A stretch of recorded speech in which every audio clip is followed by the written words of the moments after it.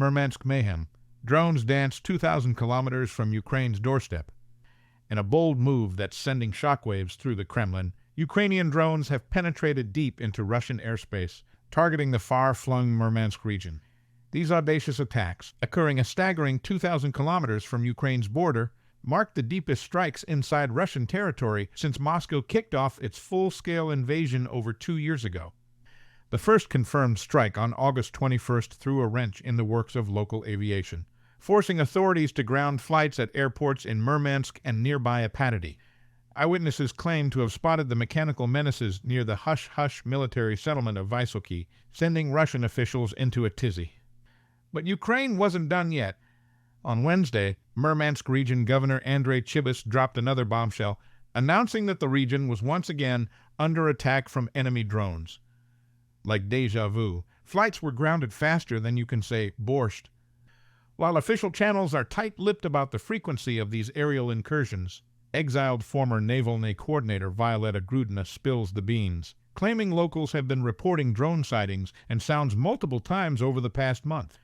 It seems the skies over Murmansk are buzzing with more than just mosquitoes these days. Nordic nonsense or Ukrainian ingenuity? As Russian propaganda machines kick into overdrive, pro-Kremlin media outlets are spinning tales of these drones launching from nearby Norway or Finland, but experts are calling "niet" on these claims. Israel-based military expert David Sharp scoffs at the idea, stating, Finnish authorities not only wouldn't approve of such an attack, but would try to disrupt it by all means possible. He adds that such a move would risk dragging Finland into a direct dust-up with Russia, something the Finns are keen to avoid like weak old fish. Alexei Alshansky of the Conflict Intelligence Team SIT echoes this sentiment, emphasizing that using NATO territory would be a one-way ticket to escalation town. NATO countries are actively trying to avoid this, he notes, probably while rolling his eyes at the Kremlin's finger-pointing. So, how are these Ukrainian drones pulling off their long-distance flights? It's all about ingenuity. Alshansky reveals that light aircraft modified for unmanned control are often the secret sauce behind these marathon missions.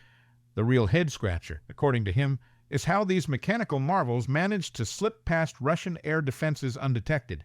It seems Putin's much-vaunted shield has more holes than a block of Swiss cheese. Kremlin saber rattling, Putin's nuclear nudge to NATO. From Russia with threats, Putin's provocative pronouncements. In a move that's got diplomats reaching for the Pepto-Bismol, Russian President Vladimir Putin has cranked up the rhetoric to 11. Speaking at Russia's annual economic forum in St. Petersburg, because nothing says, let's talk business like thinly veiled threats, Putin warned that Russia could start arming Western adversaries with advanced long-range weapons. If someone thinks it's cool to supply weapons to a war zone to attack our territory, why can't we play the same game? Putin mused, probably while stroking a white cat.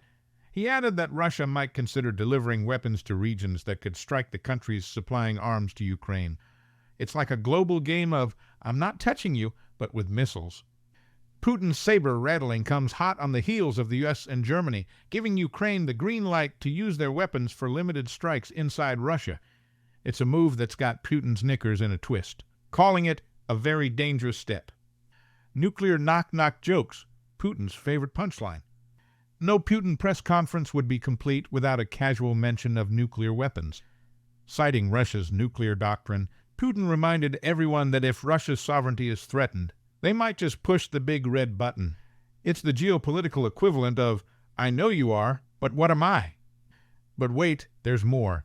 Putin also took a swipe at Germany, warning that talk of sending missiles capable of hitting Russian territory definitively destroys Russian-German relations. Because nothing says, let's be friends like threatening to nuke your neighbors. Uncle Sam's shopping spree. Pentagon splurges on AMRAAM missiles. While Putin's playing nuclear chicken, the U.S. Department of Defense is busy shopping till they're dropping. They've just cut a fat check to the tune of $1.2 billion to Raytheon for a boatload of AMRAAM missiles. These air-to-air bad boys are destined not just for Ukraine, but also for a veritable United Nations of buyers, including Bahrain, Bulgaria, Canada, Finland, Germany, Hungary, Italy, Japan, Norway, Switzerland, and the UK. These AIM-120 AMRAAMs are the cream of the crop when it comes to beyond visual range radar guided missiles. Ukraine's itching to load these babies onto their shiny new F-16 fighters and ground-based anti-aircraft platforms.